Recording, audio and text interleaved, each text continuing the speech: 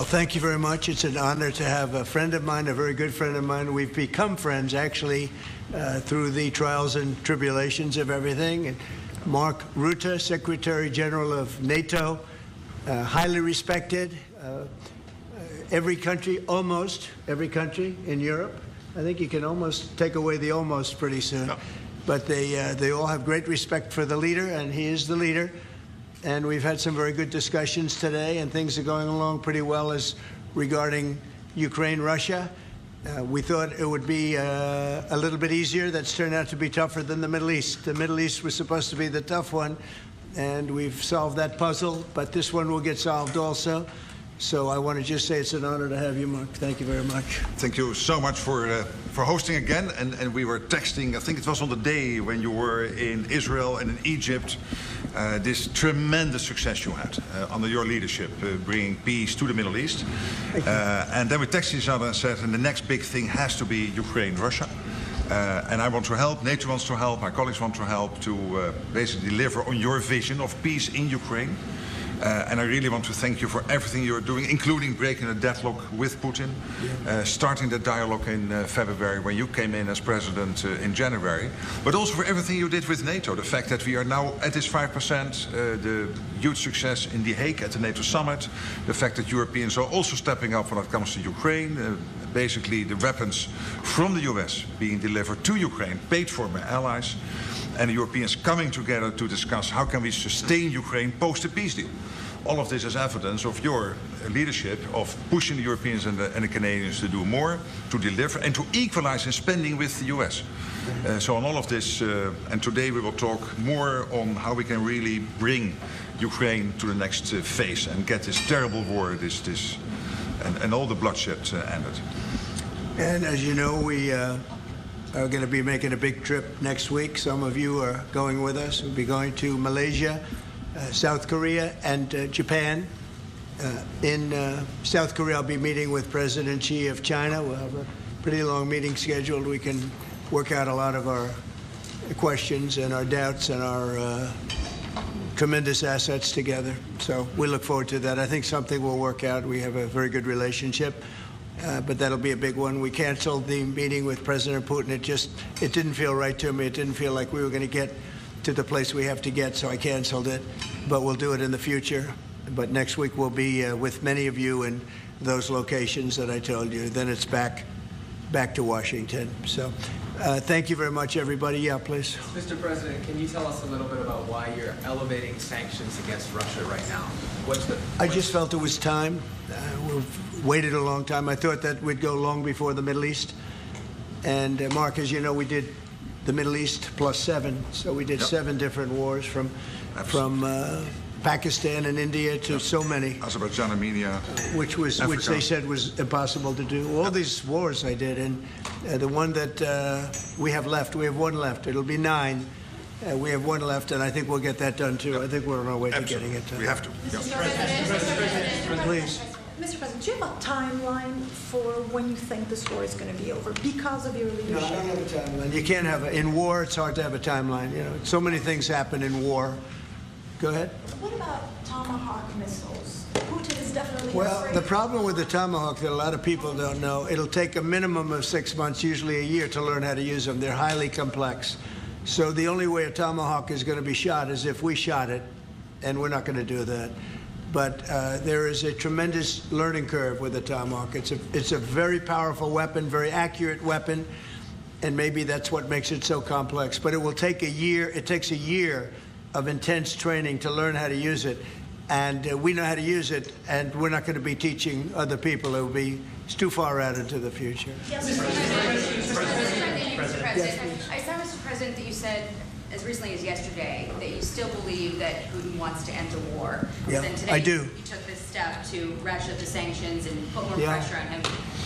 What else are you going to do to encourage him to get there, or can you explain why you do believe that he wants peace? Yeah, it's a good question. Today is a very big day in terms of what we're doing. Look, these are tremendous sanctions. These are very big. Those are against their 2 big oil companies, and we hope that they won't be on for long. We hope that the war will be settled.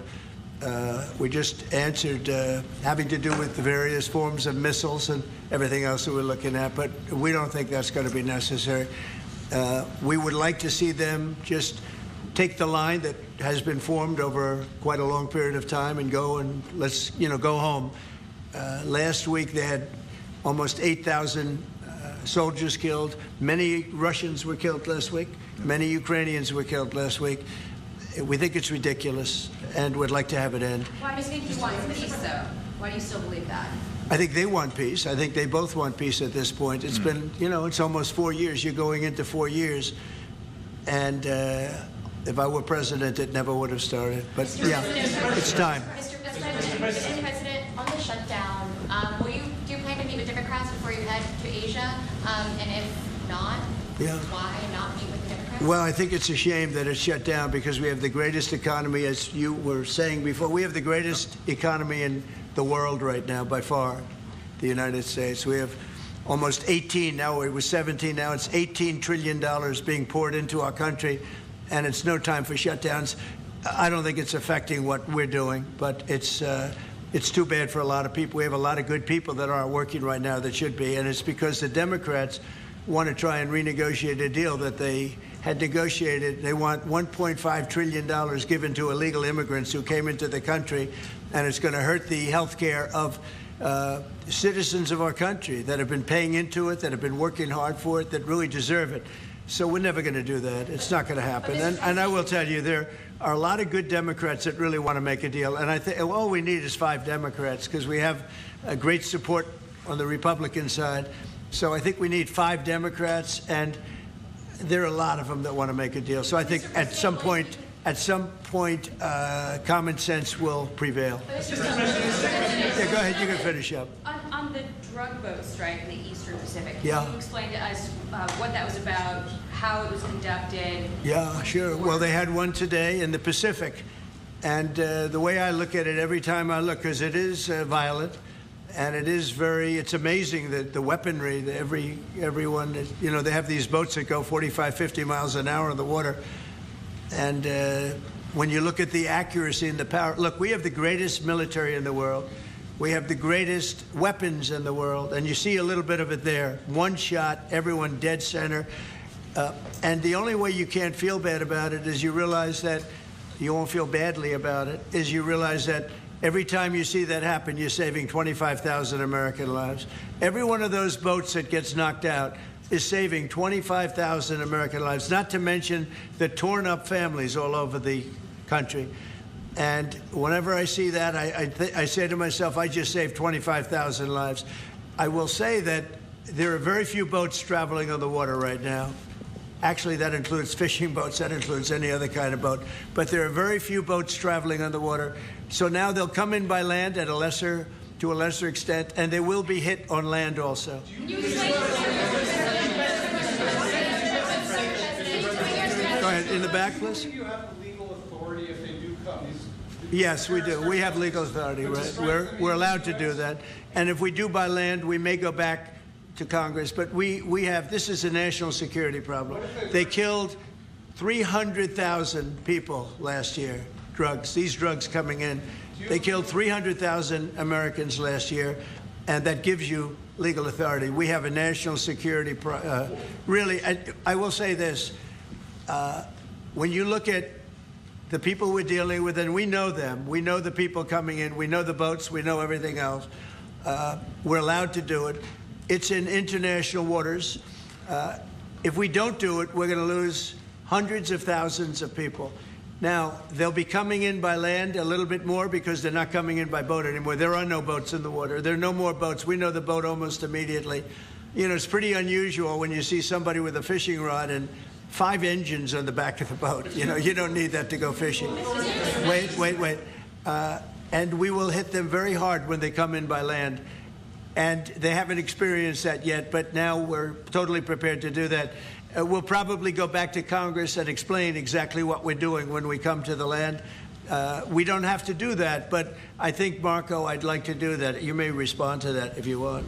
Yeah, well, I mean, the question is, bottom line, these are drug boats. If people want to stop seeing drug boats blow up, stop sending drugs to the United States. But does it matter if it's in the United States? Well, these are all in international waters. The boat. Could you do a strike in the United States or if Northern Well, that's a different matter. Now you're talking about a law enforcement matter. In this particular case, there are people traveling on international waters headed towards the United States with hostilities in mind, which includes flooding our country with dangerous, deadly drugs. And they're going to be stopped. And that's what's happening. And in the case last week, you saw there was a submarine. It was a submarine. It was a submersible. That's a drug boat all the way through. We know what these boats are. The president just said it. We track them from the very beginning. We know who's on them, who they are, where they're coming from, what they have on them. You know, if you're running drug boats, you're in grave danger. And drug usage is way down. And drug usage coming from the sea, they call it ocean drugs, a little term that they use, the ocean drugs, is very close to non-existent right now. I wouldn't want to be in one of those boats heading away. You know, they're driving happily to destroy the lives of people, and they end up, that's the end of them. So the ocean drugs and the sea drugs, drugs by sea they call it also, that's almost down to nothing, as you can imagine. So they continue to come in by land at a little bit less because they see something is going to happen. They don't like it. They see something, and they're right. Something very serious is going to happen. The equivalent of what's happening by sea. And we're going to Congress just to tell them what we're doing, just to keep them informed. But we have to do it for national security. We have to do it to save lives. Secretary Bessent said that Vladimir Putin had not been honest and forthright in his talks with you. Just wondering if you could tell us a little bit more about your feelings about that, and also, if I may, to Rutte, just your thoughts on whether Ukraine should get tomahawks. Thank you. Well, I think that in terms of honesty, the only thing I can say is every time I speak with Vladimir, I have good conversations, and then they don't go anywhere. They just don't go anywhere. So in that sense, but no, look, he's fighting a war. He's in a war. That's two very competent sides, and that's the way war is. You never know with war, but I would say that it's time to make a deal. A lot of people are dying. You know, they're not Americans, but they're people. They're souls, and they're dying by the thousands, worst since World War II, and we really should stop it. And to your other question, yes. Yeah, please. Sorry, to your other question, this has been consistent from this president when we first met again after your re-election in Mar-a-Lago in November. You said we have to stop the killing. This is close to your heart, and this is your vision. That's why this war needs to end. When it comes to tomahawks or whatever system, it's up to individual nations to decide whatever they want to supply to Ukraine. NATO doesn't take a position, but I can assure you this. When the president called me in July and said we want to again send weapons into Ukraine, paid for by our allies, the Canadians and the Europeans, that was an important moment. And that is now taking place, and the ambassador, myself, we're working hard at this. Already a couple of $1 billion of weaponry into Ukraine from the US, paid for by allies. So I'm not going to comment on about the tomahawks, but when it comes to the US and all the support for Ukraine, it is there and it is close to the president's heart, and I know this. I will say this, and you know, Mark can say it better than anybody. The European nations and Canada have really pulled together, and it's beyond even that. I mean, it's really beyond that. I was with the Australians and New Zealanders, Japan, they all. If you want to really add them up, we could really add them up. But NATO, basically, European and Canada and a lot of other nations, they've really band together. They are not happy about what's happening with Russia and Ukraine. They're not happy at all. Neither am I. Mr. President. Jeff? Sir, just changing this topic slightly, I see you've got the model of the White House and the ballroom.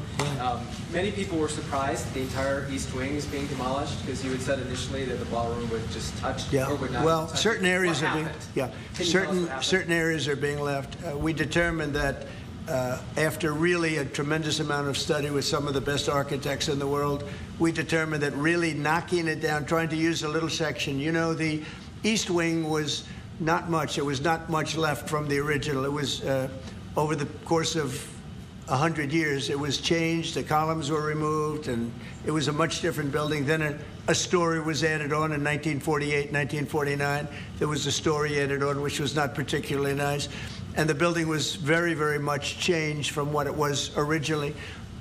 It was never thought of as being much. It was a very small building.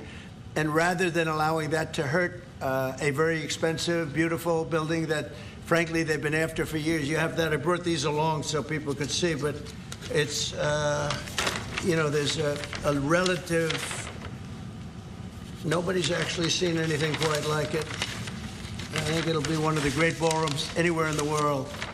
It's about $300 million. It's set to do many, many things, including meetings of foreign leaders, including the honoring of foreign leaders. You can see this. This is a plan. If it's got tables so that you honor a foreign leader, we have a proper space. Right now, we have a space that with tables holds about 79 people. And this is a proper kind of a thing. Now, what the White House was doing, as you know, is they were putting tents out on the lawn. This is an interior shot of the ballroom. I think there'll be nothing like it. And it's being paid for 100% by me and some friends of mine, donors to it. The government's paying absolutely nothing. We're also working with the military on it because they want to make sure everything's perfect. And the military is very much involved in this. They want to make sure everything is absolutely beautiful. You can see the kind of interiors that we're talking about. That's an interior of the ballroom. And it's the highest level. And you see it goes beautifully with the White House. I mean, the mix is beautiful. So over the years, many presidents have made changes. This obviously would be the biggest change, but this was something they've wanted for at least 150 years. Many of you have gone to the events where they had, as an example, President Xi, or they had, you know, a leader of one of the countries, including the king and the queen from your favorite country. Absolutely. Frankly. But where they'd be honored, and they'd be in a tent out on the lawn, and it would rain, and it was a disaster. Brian's shaking his head. You know what I'm talking about. And so I thought I'd bring this out because this is going to be probably the finest ballroom ever built, and we're doing it no cost to the country. It's being put, the money's being put in by me and donors, very great patriots, actually. And the spirit on the building of it is amazing. We are using little sections of footings and various other things, but that's sort of irrelevant. In order to do it properly, we had to take down the existing structure. The way it was shown, it looked like we were touching the White House. We don't touch the White House. That's a bridge, a glass bridge, going from the White House to the ballroom. Then you get into the lobby of the ballroom, and then you go into the magnificent, the main room.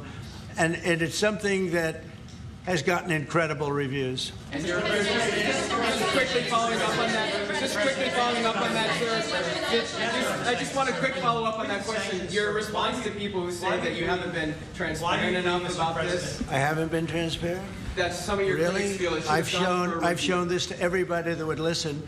Third-rate reporters didn't see it because they didn't look. You're a third-rate reporter, always have been. So third-rate reporters didn't look, but anybody that asked, these pictures have been in newspapers. They've been all over the place, and you know, we're very proud of it. It's gotten great reviews. It's gotten really great reviews. So I think we've been more transparent than anybody's ever been. Why do you believe, Mr. President, that the sanctions that you're announcing today will push Putin to the negotiation? Well, I don't know that they will. I think that they'll certainly have an impact. They're massive sanctions. It's sanctions on oil. The two biggest oil companies, among the biggest in the world, but they're Russian. They do a lot of oil. And hopefully it'll push, hopefully he'll become reasonable, and hopefully Zelensky will be reasonable too. You know, it takes two to tango, as they say, and we're going to find out. They hate each other. These two people hate each other. You know that better than anybody. And it makes it more difficult than it should be. This should be easier to do. But the level of hatred between Zelensky and Putin is very substantial. Could I add one thing? What the president is doing today with these sanctions is putting more pressure, of course, on both parties, in this case on Russia. It's all about changing the calculus, making sure that Putin understands that the president's vision this weekend of having a ceasefire, stop where they are, as you literally said, that this has to be step one now. And for him to really accept that vision and to come to the table. And then you have to put pressure, and this is exactly what he did today. Along with Europe. I mean, Europe, look, they've actually become friends of mine. I think yes. All of them. Yeah. We have a very close relationship, and they want to see it end too. They really want to see it end. But I can say they're totally committed. If this went on for 10 more years, Europe is behind them. They just can't let that happen. You can't let what's been going on. Now, it should have never happened. It would have never happened if I were president. But it did happen. I inherited. This was Biden, a man who was without question, you take a look at the new walkway, the presidential walk of fame, we call it. Biden is the worst president we've ever had, if he was even a president. The people that surrounded that desk made those decisions. But this should have never happened. It wouldn't have happened. But it did happen. I inherited it. We're going to get it ended, hopefully soon. Yes, please. You had a Truth Social post earlier this afternoon talking about a Wall Street Journal report as a fake story. Yeah, It fake. sort of Wall Street Journal is fake. So this- Less fake on financial than it is on gossip. Can you just confirm that my understanding of what's happening is accurate? As I understand it, that story framed it like we had just lifted the U.S. a restriction on intelligence. No, it said that I gave Ukraine permission to shoot missiles deep into Russia. I didn't do that. Second of all, they're not using our missiles. They're using, I think, European missiles or from someplace, but they're not using ours. And what they do, I don't control that. But I do control our missiles. They're not shooting our missiles in. It was a fake story. Wall Street Journal does a lot of fake stories. Thank you so much. The president of Colombia, in a recent interview, said that if you won't change, he thinks that people should get rid of you. We're talking about now Colombia, the country, not the university. Yes. Go ahead. He said what? He said that if you won't change, then perhaps you need to be gotten rid of. Do you view that as a threat? Well, he's a thug and bad guy. He's a guy that is making a lot of drugs. We've just, as of today, stopped all payments going to Colombia, the country Colombia. Also, the school Colombia. No, we settled. We made a settlement with him. But no, he's a thug, and he's a bad guy, and he's hurt his country very badly. They're doing very poorly, Colombia. They make cocaine. They have cocaine factories. They grow all sorts of crap that's drugs, bad drugs coming into the United States, goes generally through Mexico. And he better watch it or we'll take very serious action against him and his country. His country is, what he has led his country into is a death trap. Please. Has the Secretary General presented his Ukraine peace plan to you? Are you prepared to be chairman of the Board of Peace? Oh, there is no Secretary General peace plan. But I'm here, I really want to correct it because I saw some of that in the media. Of course, many people are thinking how to bring this terrible war to an end and supporting the president in doing that. Why I'm here is to dialogue again with the president how I can be, how NATO, my colleagues and other colleagues in NATO can be of maximum support to get that done. But there is no peace plan on the table. If there is a peace plan, it is what the president said last Friday and Sunday, which is stop where you are. Stop the fighting. This is about NATO. We're a very proud member of NATO. We have a great relationship with the countries of NATO. I think made much better by our visit a few months ago when they agreed to 5% instead of 2% of GDP. That was a big concession. I think that was a concession that 2 years ago nobody would have said, even a year ago. Even 9 months ago, before you were elected. Yeah, they would have said that's not possible. Absolutely.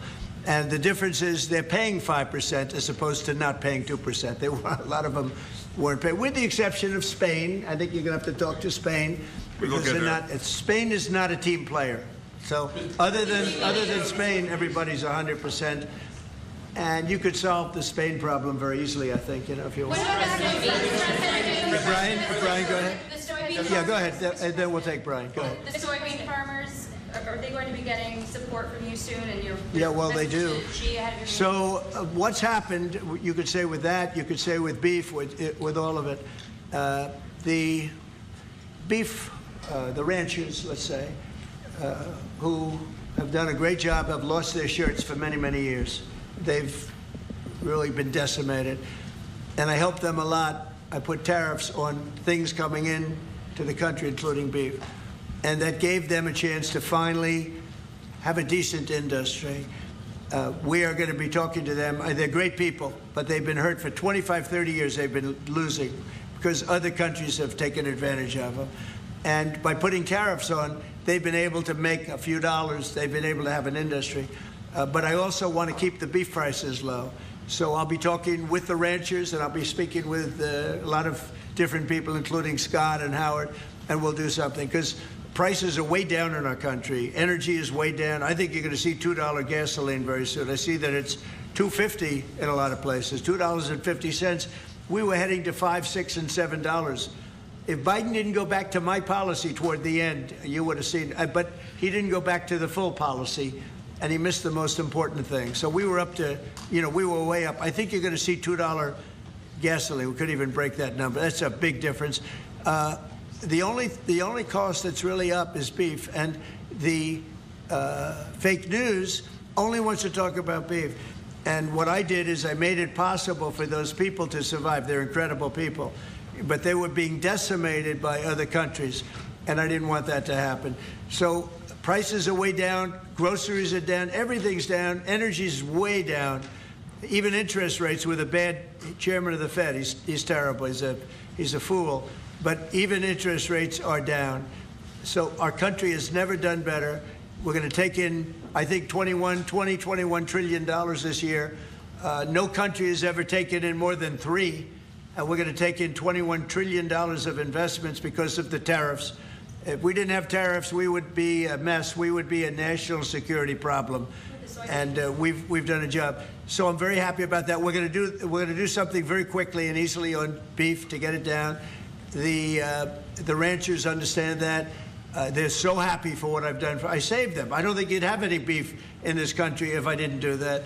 So we're very proud of that. Yeah, Brian? Yes, sir. Yesterday in Los Angeles, immigration officials were attacked by some protesters in an attempt to arrest an illegal alien. Gavin Newsom, other Democrats have used very aggressive language in terms of how to address ICE agents out in the field. Is there any responsibility that we can place on Gavin Newsom and other elected officials for using such aggressive language? Well, Gavin has to be careful. Remember that when I first came in, they had a terrible riot in Los Angeles. They had the fires, which shouldn't have happened. They didn't have the water for the fires. They should have had the water coming in from the Pacific Northwest. They didn't have the waters. They didn't have water in the hydrants or the sprinklers. So they had the fires, and then they had the riot. And if we didn't go and take care of that riot, you would have lost Los Angeles. You would have canceled the Olympics, which is because of me in Los Angeles. And the police commissioner, the head of the police, said, if the president didn't come in, we would have lost Los Angeles. We did not have the capability of taking care of it. And he said it very strongly. And we did a great job. And within a week, it was all done. Within one day, it was done. But within a week, it was all done. And then they go back to their normal practice of weakness, of not taking care of criminals, meaning taking care of putting them in jails where they should be. Washington, D.C., and you all are the best people for that, because Washington, D.C. is now one of the safest cities. It was one of the most dangerous cities in the country. Now, Washington, D.C., believe it or not, I'm embarrassed to say it in front of you, but Washington, D.C. went from one of the worst, most dangerous cities to you can walk down the street, you can send your child to meet you at a location. Your child is going to be fine. We have a very, very safe city, one of the safest, and, very proud of that. Memphis, by the way, is coming along fantastically. We're in Memphis right now. We had the FBI in Chicago. We're doing things. We haven't served Chicago yet. When we do, Chicago will be very quickly a very, very safe city. But if you look at what's happening in Memphis, it's great. But you got to look at Washington. People are coming up to me, people that work in the White House, they're saying, thank you, sir.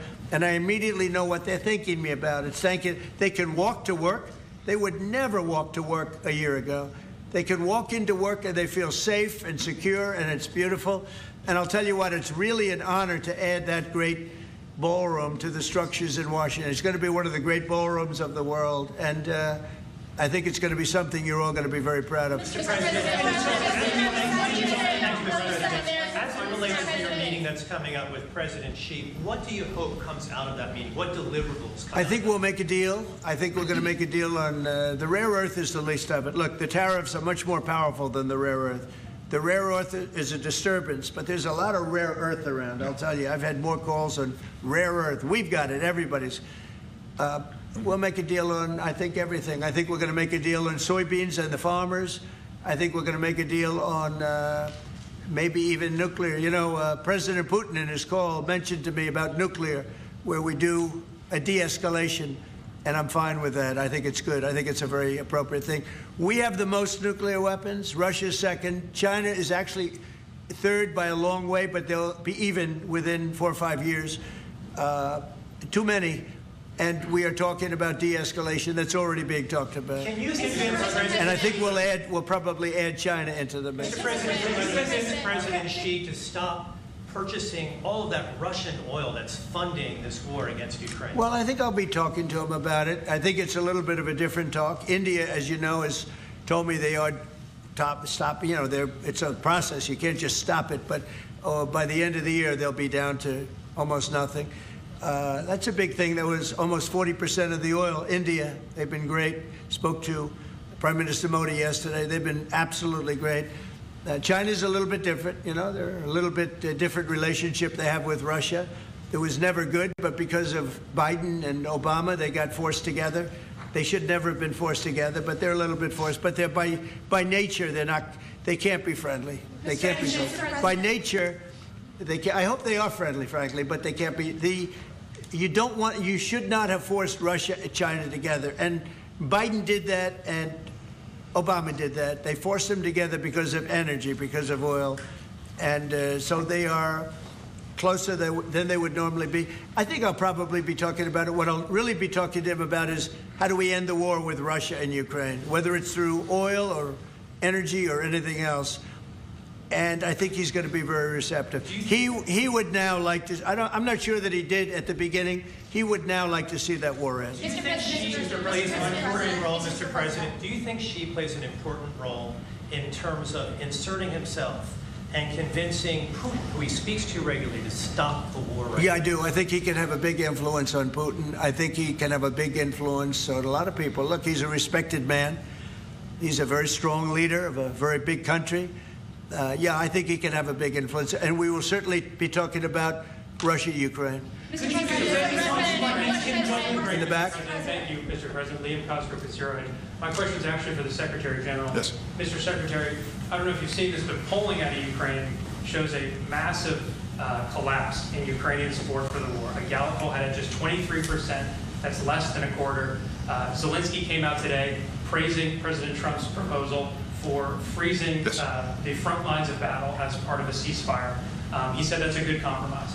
So people view your coming here as, you're lobbying the U.S. government to continue its involvement in the war. You're obviously lobbying for more NATO weapons to be sent to Ukraine, but Ukrainians themselves don't want to fight the war. So how do you justify that morally? Well, I'm lobbying only for one thing, and that is to make sure that we end this war. And I don't have to lobby the president because we totally agree on this. And this is what he has been doing from day one. Everything he could do to break the deadlock with Putin, get a dialogue going, dialoguing also with Zelensky, and getting this war done. It's crucial. And the fact that the US is now supplying weapons into Ukraine, paid for by allies, is extremely important. And that's now happening since 2-3 months. About $2 billion moving into Ukraine. The war hasn't wound down. Why do you think that'll wind it down now? What do you mean? You think more weapons will wind down the war? No, I mean, there's more to be done. So what you need, what the president said this weekend, stop where you are, so basically do a ceasefire and then have all your discussions about territory and whatever. But first, stop the war. This is what you said on Friday and on Sunday. It's a war. I mean, your question's really a fair one. It's a war that should have never started. And you know how I feel about it. But it's a war that should have never started. And we're not selling any weapons to Ukraine. We're selling them to NATO. Yeah. Which is different from before with Biden. He just gave $350 billion worth of weapons and cash right into Ukraine, and that was so foolish. But we sell them to NATO, and in theory, you can do what you want with them. It doesn't have to be Ukraine, but probably it is mostly. No, what nations are doing now is buying from this program and making sure that the supply is in Ukraine, so Europeans and Canadians. And for example, these are interceptors for the Patriot systems, crucial to protect the cities. Today, again, a Russian attack has killed children, at least seriously wounded children in a kindergarten in Ukraine. So we need to make sure that the air defense systems are in place, and we need the US systems to do that, and the Europeans are paying for that. And this is exactly the type of actions we needed, and the president is doing that and trying everything to get this war to an end, starting with the ceasefire. Do you still believe that Putin wants to take all of Ukraine? I always felt that way. I always felt he wanted to. When I was in my first term, I was I was very close to him, relatively speaking. It was harder because of the Russia hoax. But I would talk to President Putin about Ukraine, and it was the apple of his eye. I'd say it was the apple of his eye, but it would have never happened. He knew the consequences were too great. When we had a rigged election and all of a sudden I wasn't there, he said, wow. I think he looked at Afghanistan, how horribly that was handled, so stupidly. And I think that really gave him a little additional, incentive. I always felt he wanted the whole thing, not a piece of it. But I think now he's willing to negotiate a little bit further, and I think he's willing to make a deal. We'll see. Mr. President, We don't want him. We don't want him to have the whole thing. Mr. President. Go ahead, please. Thank you, Mr. President. You have this big tariffs case before the Supreme Court. It's November the 5th. Yeah. You suggested that you might actually show up to the Supreme Court. Yeah, I'd like to. oral arguments. I think it's one of the most important decisions we'll ever have from the Supreme Court. With tariffs, we're a strong, sound country. We're a nationally secure and internationally secure country. We're a very rich country. Without tariffs, it's a slog for this country, a big slog. I think it's one of the most important decisions in the history of the Supreme Court. And I might go there. I really believe I have an obligation to go there. We are doing so well as a country right now because of tariffs. And you have to understand, tariffs have been used against us for many years, decades. And just slowly but surely hurting our country so badly.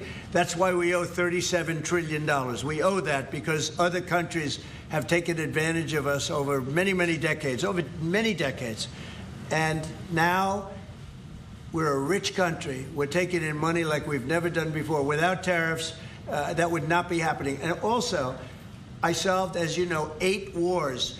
Of the 8, 5 of them, maybe even 6 of them, are because of tariffs. The threat of tariffs on these nations, if you want to fight, that's okay. India and Pakistan, if you want to fight, that's okay. But you're going to pay tariffs, and they're going to be very substantial. And we're in the midst of a trade deal. And they said, we don't want to do that. 2 days later, they call up, and they're not going to fight anymore. They have peace. But I've done that out of 8, I would say 6 times, 5 times, 6 times. Tariffs are vital to this country. And tariffs have been used against us by China, by every other country, and all we're doing is using them to negotiate fair deals. And as you know, we made a fair deal with Japan. We made a fair deal with all of Europe, the European Union. We made a fair deal with South Korea. These are countries that were taking so much money away from us, not sustainable. And now we're taking in hundreds of billions and even trillions of dollars. If this country is not allowed to have tariffs, if this country is not allowed to have the President of the United States negotiate on behalf of it with tariffs, we are put in a position where we're going to be a third world country. We can't let that happen. I think it's the most important case that we're going to have for many, many years to come. One of the most important cases we've ever had. With tariffs, we're a rich, secure country. Without tariffs, we're a laughingstock. We'll be a laughingstock. And I don't want to have anything to do with that. Thank you very much. Thank you. Thank you. Thank you very much. Thank you.